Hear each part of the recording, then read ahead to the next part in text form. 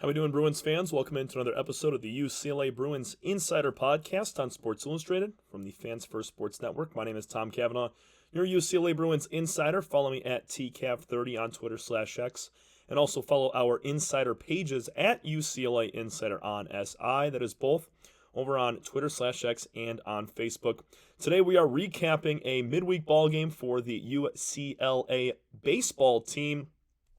One of the top teams in the country. We haven't really covered them a whole ton this year on the podcast, but they've been having themselves one heck of a season. They are currently 29-11, ranked 15th in the country, and they're going to make a push for both the Big Ten title as well as a College World Series appearance. They haven't done that since 2013, so it would be pretty sweet if they're able to kind of have a much better year than they did of last. They were 19-33 a season ago, but we are going to forget all that and sit here and recap a 5-3 loss for the Bruins against the UC Irvine Anteaters. This was a top 25 battle. You had number 15 UCLA taking on the number 12 Anteaters of UC Irvine. And UC Irvine, I mean, they're 29-9 now. They're one of the more elite programs. They're also a team to talk about for the College World Series as well. And they put up a 5 spot in the very first inning. When you look for UCLA, they had James Hepp make the start. He didn't even record an out. He hit the first batter that he faced, gave up a 2-run home run, gave up another single, and then he was pulled out of the ballgame. He only gave up 2 hits on 3 runs. That third run would come around to score as Will Goldberg was the first in relief, the second on the mound. But a 5-spot, 2-run home runs from UC Irvine in that first inning, and UCLA was never really able to catch up. They battled, but a little 1 run early on. You had Jared Hocking. He hit his 4th home run of the season in the second inning to make it a 5-1 ball game. But then the Anteater pitching was money. 6 scoreless innings. 2 more runs were able to get scratched through by UCLA. Aiden Espinoza, he had a 2-run single in the 9th to make it a 5-3 game, and that would be all she wrote. As pretty impressive Anteater starting pitcher. He was Ricky Ojeda was his name, I'm sorry. He's a perfect 9-0 now. UCLA has now lost back-to-back games for only the 3rd time this season. And also, they're 1-4 in their last 5. But you got to look at who they've played. It's been all top 25 teams. You know, you play Oregon State. That's a number 6 team in the country. You lose to them in a tough ball game. Then you go and play Oregon, who was ranked 16th in the country at the time. That was last weekend. You lose 2 of 3, your first loss in a series all year long in conference play. And then your very next game is the second game of the season against UC Irvine. Forgot to mention that game 1 back in mid-March, the Bruins beat UC Irvine 11-4. So this was the second of a 2-game season series between the two teams in a non-conference bout.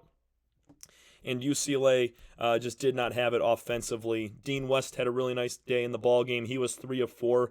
He's been really, coming on as a sophomore outfielder, playing very nice baseball as the leadoff man for this team. Rock Shalowski, he was awesome again as well, 2 for 4. Neither of those guys with RBIs, but they did have the hits. RBIs, as mentioned, came from Hocking, and then the pinch hitter, Aiden Espinoza, he was 1 for 1 with 2 RBIs. And, when you look up and down this roster here for this game, 10 strikeouts. That was huge. UC Irvine pitching was very impressive. They did a really nice job. 10 strikeouts is nothing to sneeze at. And now, with not a ton of season left, the UCLA Bruins right now in contention for a Big Ten title. They currently sit in 2nd place behind the Iowa Hawkeyes. It's funny, this is the first season that teams like Washington, USC, UCLA, and Oregon are all in the Big Ten Conference, and besides Iowa, you got UCLA and Oregon at the top. I think one of those 2 teams will win it. I don't think it's going to be the Hawkeyes. But it's pretty fitting how, especially in women's basketball too, the Pac-12 schools come over and they just dominate the Big Ten Conference. And UCLA, they have dominated this Big Ten Conference. Obviously, it's tough for a lot of these Midwest teams to travel cross-country and play out in Los Angeles. But UCLA, this is a big weekend for them. The Bruins are taking on Penn State in a 3-game series starting on Friday, April 25th. You need those 3 games. At least take the series from them there. Try to get some ground back on the Iowa Hawkeyes. And then you got USC for 3, Illinois for 3, Northwestern for 3, and that ends your regular season. Looking at how UCLA has played so far this season, I think they're a regional team. They will be picked just kind of if they finish out the season how they've been playing all year long at 29-11. I got a really good feeling they do make a regional, and if they're able to come out of it, they will go to a super.